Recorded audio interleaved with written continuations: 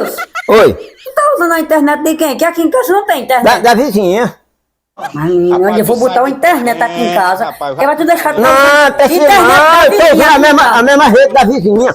Mas história, filha dessa. Tá usando Deixa eu mesmo explicar o que a é. vizinha, é? É a mesma rede de internet da vizinha. Eu não deixo nem eu explicar, eu venho logo metendo o cacete. Oxe! Sim, mas esse negócio tem que acabar, ficar usando internet de porra de casa. Não, não tem internet aqui não. Eu fico usando a rede da vizinha mesmo. Mas a vizinha. Tem nada não.